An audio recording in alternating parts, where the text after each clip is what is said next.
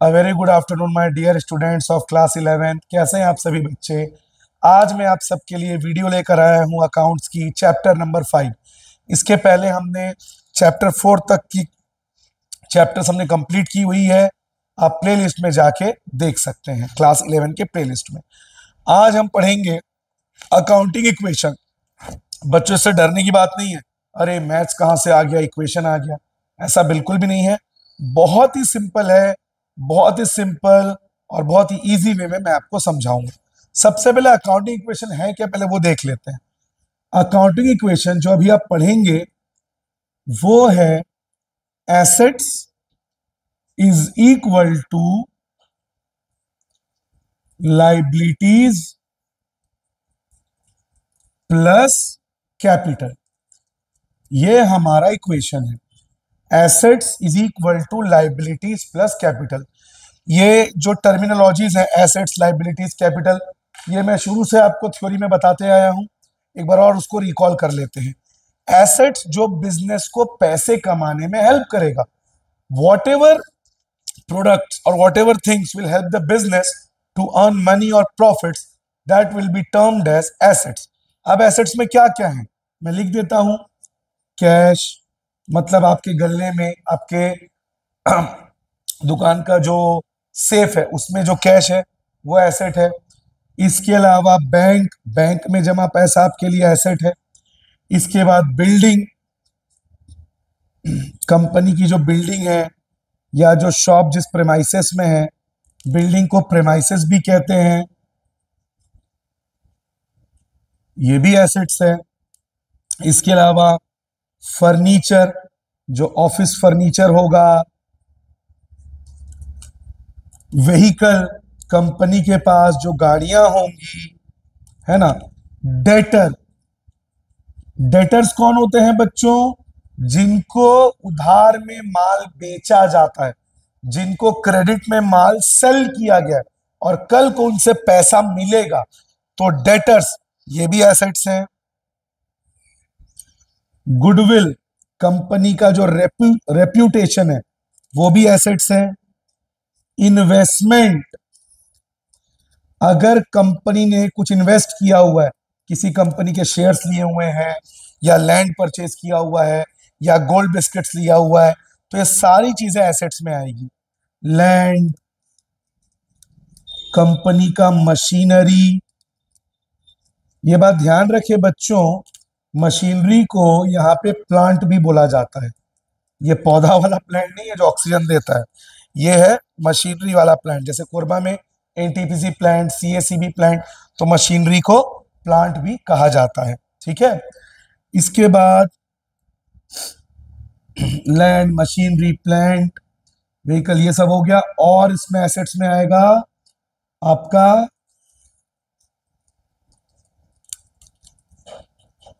Prepaid expense. Prepaid expense को बच्चों advance paid भी कहा जाता है। मतलब आपने सर्विस नहीं लिया लेकिन पहले ही पेमेंट कर दिया, तो उसे कहते हैं प्रीपेड एक्सपेंस। ये सारी चीजें मैंने आपको चैप्टर 3 और 2 में बताई हुई हैं। एडवांस पेड और प्रीपेड एक्सपेंस ये भी एसेट होता है। इसके बाद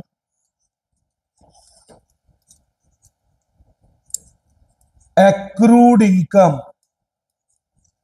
एक्रूड इनकम का क्या मतलब होता है बच्चों, earned but not received. Accrued income को कहते हैं अर्नड बट नॉट रिसीव्ड। मतलब आपने पैसे कमा तो लिए हैं लेकिन आपको मिला नहीं है। जैसे मैं शॉप में हूं, मैंने 50,000 का गुड सेल किया लेकिन मुझे पैसे अभी नहीं मिले हैं, तो क्या कहलाएगा, एक्रूड इनकम। मेरी इलेक्ट्रॉनिक्स की शोरूम है, मैंने वहां से एसीज बेचे, मोबाइल्स बेची, टीवीज बेचे, लेकिन मेरे को अभी तक उसका पैसा नहीं मिला, 1 महीने बाद मिलेगा, क्रेडिट सेल है वो, तो वो क्या कहलाएगा, एक्रूड इनकम।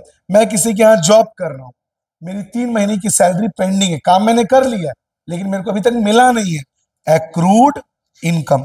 तो ये सारी चीजें किसमें आ जाएगी बच्चों, एसेट्स में आ जाएंगी। ठीक है,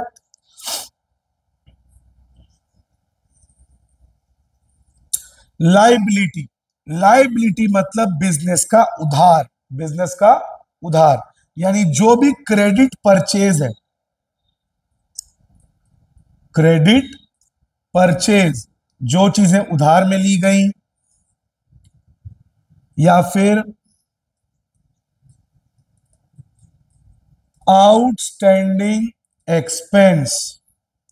आउटस्टैंडिंग एक्सपेंस मतलब इसको कहते हैं ड्यू बट नॉट पेड, यानी आपने सामान ले लिया लेकिन अभी तक उसको पैसा नहीं दिया। जैसे मैंने अपने सप्लायर से 20,000 का माल लिया, क्रेडिट परचेज, लेकिन मैंने अभी तक उसको पैसे नहीं दिए, तो वो क्या कहलाएगा? लाइबिलिटी। और आउटस्टैंडिंग एक्सपेंस, जैसे 3 महीने से मैंने अपने बिजली का बिल नहीं पटाया, आउटस्टैंडिंग एक्सपेंस। 2 महीने से मैंने अपने वर्कर को सैलरी नहीं दी, ध्यान रखें, अगर सैलरी आपने नहीं दी है तो वह आउटस्टैंडिंग एक्सपेंस, और अगर आपको सैलरी नहीं मिली है तो वह एक्रूड इनकम। ठीक है, टेलीफोन बिल आपने पे नहीं किया, आउटस्टैंडिंग एक्सपेंस। अपने वर्कर्स को आपने वेजेस नहीं दिए, मजदूरी नहीं दी, आउटस्टैंडिंग एक्सपेंस। तो अगर खर्चा आपने नहीं पटाया है तो आउटस्टैंडिंग एक्सपेंस, और अगर सामान लेके पैसा नहीं दिया, क्रेडिट परचेज, और ये सब किस में आ जाएगा? लाइबिलिटी में। और आउटस्टैंडिंग एक्सपेंस को ड्यू बट नॉट पेड भी कहा जाता है। इसके बाद एक और चीज आती है, एडवांस रिसीव्ड, जिसको कहते हैं अनएक्रूड इनकम। मतलब आपने बिना सर्विस या सामान दिए पेमेंट ले लिया। जैसे मान लीजिए फॉर एग्जाम्पल मेरी इलेक्ट्रॉनिक्स की शोरूम है, मुझे एक होटल से ऑर्डर मिला 5 लाख का माल सप्लाई करने का, और मेरे को वहां से 2 लाख रुपए एडवांस मिल गए, लेकिन अभी तक मैंने प्रोडक्ट्स को सप्लाई नहीं किया। मैंने उनसे कहा कि 1 हफ्ते बाद मैं आपको प्रोडक्ट्स की सप्लाई करूंगा, लेकिन मैंने एडवांस ले लिया, तो ये अनएक्रूड इनकम है। क्यों? क्योंकि ये बिजनेस के हक का पैसा नहीं है। ध्यान रखिएगा, बिजनेस के हक का पैसा ये नहीं है। क्यों? क्योंकि आपने एडवांस में पैसे तो ले लिए हैं, लेकिन अभी तक सामने वाले को आपने सर्विस या सामान नहीं दिया है, तो ये भी आपके ऊपर क्या है? लाइबिलिटी। मैंने आपको एक ट्रिक बताया था बच्चों, एसेट और लाइबिलिटी को समझने का। अगर आपको कुछ लेना है तो वो एसेट है, और अगर आपको कुछ देना है तो वो लाइबिलिटी है। जैसे क्रेडिट परचेस, आपने सामान ले लिया है, आपको सामने वाले को पैसा देना है, लाइबिलिटी। आउटस्टैंडिंग एक्सपेंस, आपने सर्विस ले लिया है, आपके वर्कर ने काम कर लिया, बिजली आपने ले ली, टेलीफोन यूज आपने कर लिया, लेकिन आपने पेमेंट नहीं किया, आपको उन्हें पेमेंट करना है, लाइबिलिटी। आपने एडवांस ले लिया बिना माल की डिलीवरी डिलीवरी किए, मतलब आपको फ्यूचर में माल डिलीवर करना है, तो जब कुछ करना है तो वो क्या है? लाइबिलिटी, कुछ देना हो। और एसेट्स, जहां से आपको कुछ मिलना है, जैसे डेटर्स, आपने उधार में माल बेचा तो कल को आपको पैसे मिलने हैं, तो एसेट। एक्रूड इनकम, आपने माल बेच दिया लेकिन आपको पैसे नहीं मिले, तो आपको फ्यूचर में पैसे लेने हैं, तो एसेट्स। ठीक है, एसेट्स में एक चीज और आएगा बच्चों, गुड्स। गुड्स को स्टॉक भी कहते हैं। गुड्स क्या होता है? जो बेचने के लिए लिया जा रहा है। जैसे मैंने आपको अपना एग्जांपल दिया इलेक्ट्रॉनिक शोरूम का, तो मैं एसी, टीवी, फ्रिज जो भी अपने दुकान में ला रहा हूं, वो मेरे लिए गुड्स है, स्टॉक है, क्योंकि मुझे उसको बेच के पैसे कमाने हैं। एक डेयरी शॉप है, तो उसके लिए दूध, खोआ, इन सबसे मिठाई बना के वो बेचेगा, तो उसके लिए वो गुड्स है, स्टॉक है। एक कपड़े का दुकान है, कपड़े की शॉप है, तो जो भी कपड़े हैं वो उसके लिए गुड्स है। ठीक है, तो ये सारी चीजें एसेट्स में आ गई, ये सारी चीजें लाइबिलिटी में आ गई। और कैपिटल,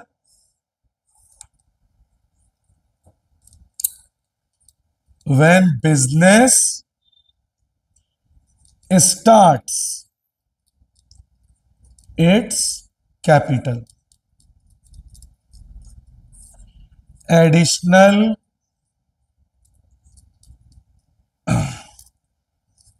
कैश इंट्रोड्यूस्ड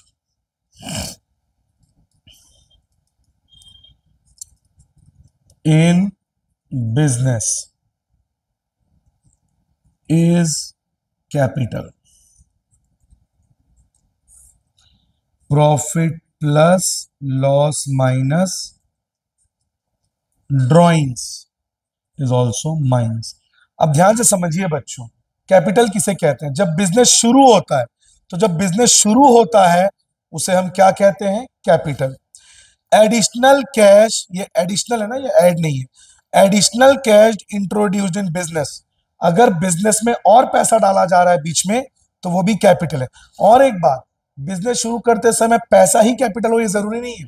बिजनेस आप जिसके साथ भी शुरू कर रहे हैं, पैसे के साथ, सामान के साथ, वो सब कैपिटल कहलाएगा. जैसे अगर मैं एक कॉफी का शॉप ओपन कर रहा हूं, तो वो कॉफी का शॉप, जिस बिल्डिंग में वो कॉफी शॉप चलेगी, वो सारे यूटेंसिल, वो सारे रॉ मटेरियल्स, वो सारा पैसा, वो सब क्या कहलाएगा? कैपिटल. ठीक है.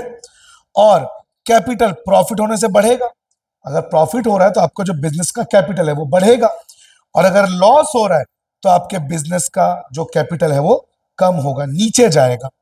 और ड्राइंग्स, बिजनेस में अगर ड्राइंग्स को कहते हैं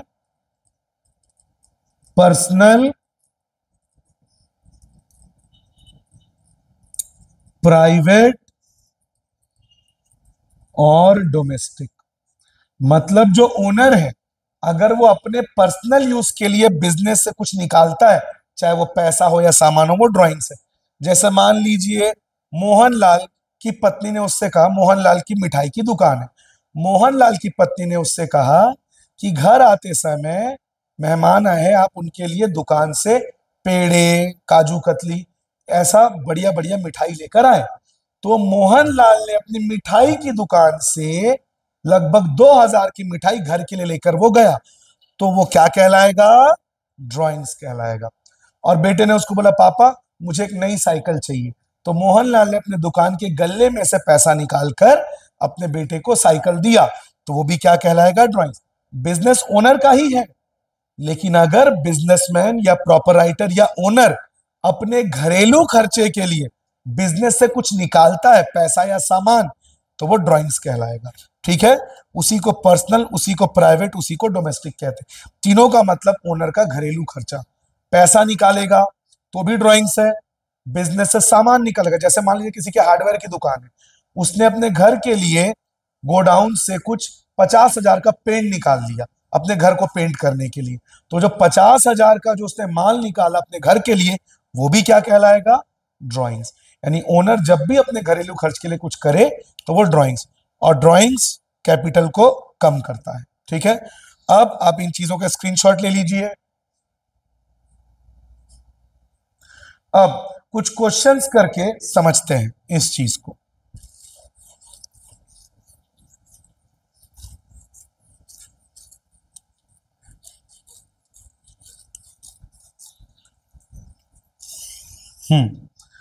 पूरे फॉर्मेट के साथ करेंगे. ये हमारा पर्टिकुलर, ये हमारा एसेट्स, और ये हमारा सीरियल नंबर.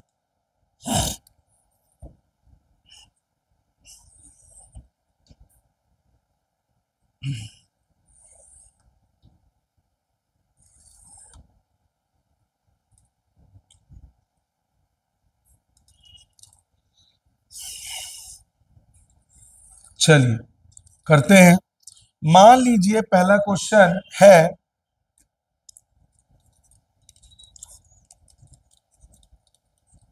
बिजनेस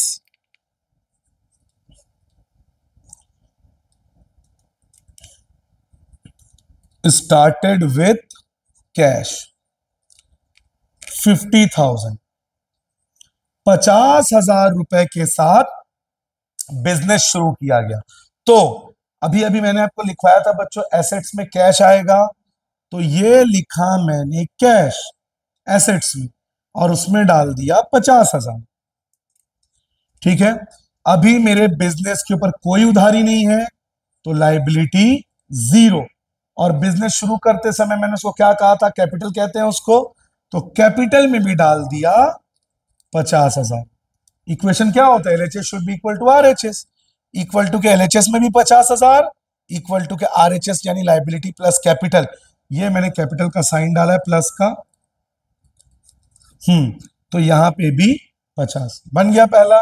दूसरा, और हर इक्वेशन के बाद आप ऐसे लाइन खींच लिया करें ताकि आपको कंफ्यूजन ना हो, ठीक है। दूसरा, फर्नीचर परचेज्ड विथ कैश 20,000, 20,000 रुपए का फर्नीचर खरीदा गया। आप सोचिए, आपके जेब में 100 रुपए है, आप दुकान जाते हैं और उस 100 रुपए से आप कुछ सामान खरीदते हैं। मान लीजिए 20 रुपीज का आपने एक छोटा सा फेविकॉल या अपने घर के लिए कोई सामान लिया, कुछ भी आपने लिया, तो बताइए आपके 100 रुपए में से 20 रुपए डिडक्ट हो जाएगा, 20 रुपए प्लस हो जाएगा। आप दुकानदार को 20 रुपए देंगे तो आपके 100 रुपए से 20 माइनस हो गए, कितने बचे आपके जेब में? 80। जब भी कुछ सामान खरीदते हैं तो आपका पैसा डिडक्ट हो जाता है। ठीक उसी तरह यहां पे कंपनी के गल्ले में, कंपनी के कैश में 50,000 था और अब उसमें से उसने 20,000 का फर्नीचर ले लिया, तो जो 50,000 कैश है उसमें से 20,000 माइनस हो जाएगा। कंपनी के पास कितना कैश बचा? कंपनी के पास कैश बचा 30,000। इतना कैश कंपनी के पास बचा और कंपनी के पास बदले में एक फर्नीचर आ गया, और फर्नीचर कितने का आ गया? 20। फर्नीचर को भी मैंने एसेट्स में लिखाया है, मतलब एक एसेट गया बदले में दूसरा एसेट आया, बैलेंस हो गया। कंपनी के पास 20,000 रुपए गल्ले में से चले गए, बदले में उतने का फर्नीचर आ गया, तो बैलेंस हो गया। एक एसेट कैश गया, दूसरा एसेट फर्नीचर आ गया। अभी मेरे बिजनेस के ऊपर कोई उधारी नहीं है और मेरा कैपिटल सेम टू सेम। मैच कर लीजिए, 30 प्लस 20 इधर भी 50, उधर 50 प्लस 0 उधर भी 50। अब ये मैंने खींच दिया लाइन। थर्ड है furniture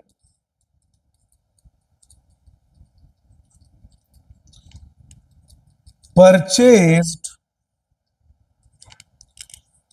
on credit from Mohan brothers limited. Mohan brothers से फर्नीचर लिया गया, अमाउंट डाल देते हैं यहां पे 40,000।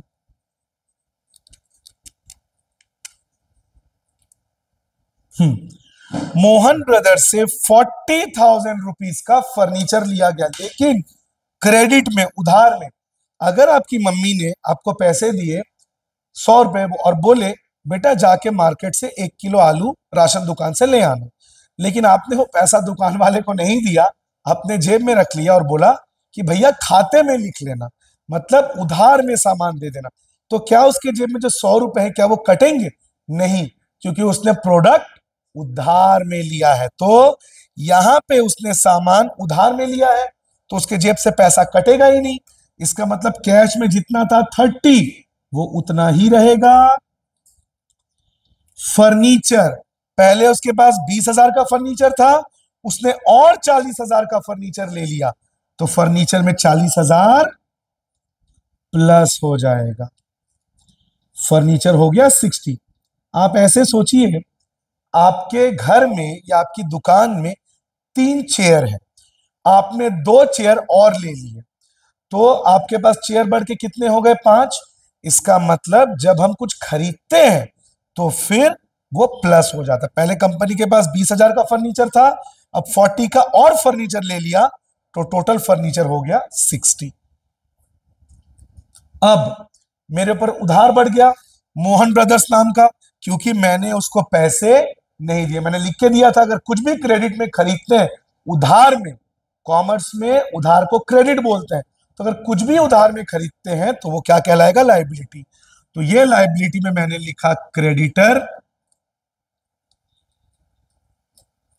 और यहां मैंने डाल दिया 40, क्योंकि मेरे ऊपर 40,000 का उधार बढ़ गया, क्योंकि मैंने उधार में फर्नीचर लिया। और इधर भी 50 बैलेंस हो गया, इधर भी ऐड किया आपने, इधर भी ऐड किया, 50 40 90, 60 30 90। अंडरलाइन कर दीजिए, लाइन खींच दीजिए। अब नंबर 4,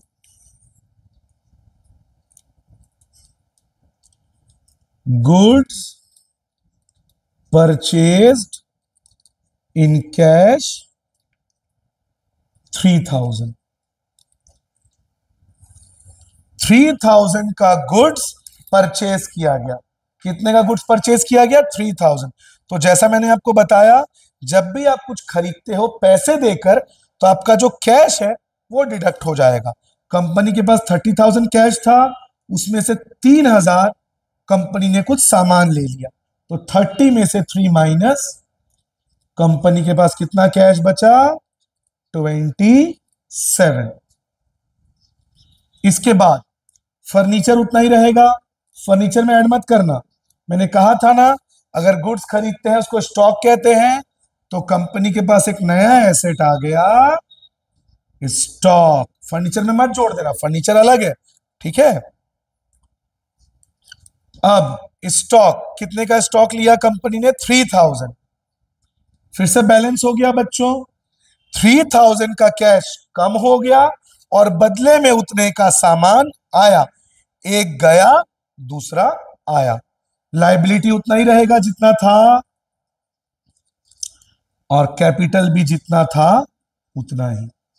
50 40 90, इधर का भी टोटल 90, 63 प्लस 27 90।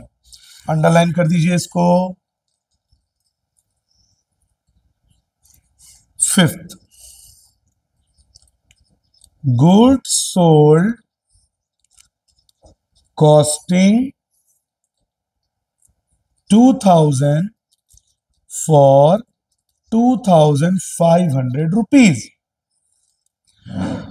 2000 का गुड्स 2500 में बेचा, यानी 2000 का माल उसने 2500 में बेचा, और खरीदा नहीं है बच्चों, बेचा है।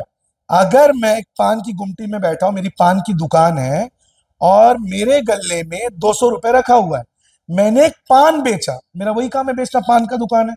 अब मैंने पान बेचा और पान 30 रुपीज का था, ठीक है, और वो पान जो मैंने उसको बेचा, मैंने उसको 30 रुपीज में बेचा, और उस पान को मेरे को खरीदने में मेरा खर्चा हुआ 25। Try to understand. तो मैंने 30 रुपीज में जब पान बेचा कस्टमर को, तो मेरे गल्ले में जो 200 रुपए था वो 200 से बढ़ के 230 हो जाएगा, बिकॉज मैंने बेचा। बेचने से पैसा आता है, कोई भी बिजनेस हो पैसा कैसे कमाता है, गुड्स और सर्विस सेल करके। तो मैंने पान बेचा और मेरे को 30 रुपीज मिली, तो मेरे गल्ले में जो 200 रुपए था वो 200 से बढ़ के कितना हो गया, 230। इसका मतलब जब यहां पे 2000 का माल 2500 में बेचा, तो कैश में कितना आएगा, 2500 प्लस। जब आप कुछ खरीदते हो तो पैसा चला जाता है, डिडक्ट हो जाता है, लेकिन जब आप कुछ बेचते हो तो पैसा आता है, ठीक है। और मैंने क्या बोला, 25 रुपीज में मुझे वो पान पड़ा था, जो मैंने उसको 30 में बेचा, पान बना के मेरे को उसका खर्चा पड़ा 25। तो 25 के पान को मैंने 30 में बेचा, मुझे कितना प्रॉफिट हुआ, 5 रुपीज। ठीक यहां पे 2000 का माल 2500 में बेचा, तो गल्ले में जो 27,000 था, 27,000, अब वो बढ़ के कितना हो जाएगा, 2500 उसमें ऐड हो जाएगा, 2500 ऐड 29,500। फर्नीचर उतना ही रहेगा। मेरे पास 3000 का माल था, जिसमें से मैंने 2000 का माल बेच दिया, तो इसमें से 2000 माइनस हो जाएगा। मेरे पास कितने का माल बचा, 1000। अगर मेरे गोडाउन में 10 टीवी है और उसमें से मैंने 3 टीवी बेच दिए, तो मेरे पास 60 टीवी बचेगा, क्योंकि मैंने बेच दिए।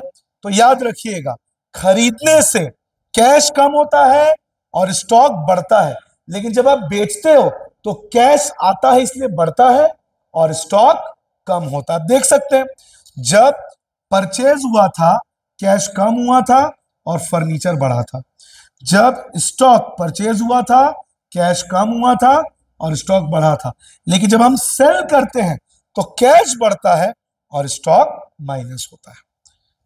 उतना ही रहेगा लायबिलिटी। और मुझे फायदा हुआ, मैंने बोला था प्रॉफिट होने से कैपिटल प्लस होगा।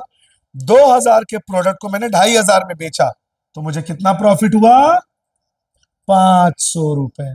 तो मेरे पास कितने हो गए? 50,500।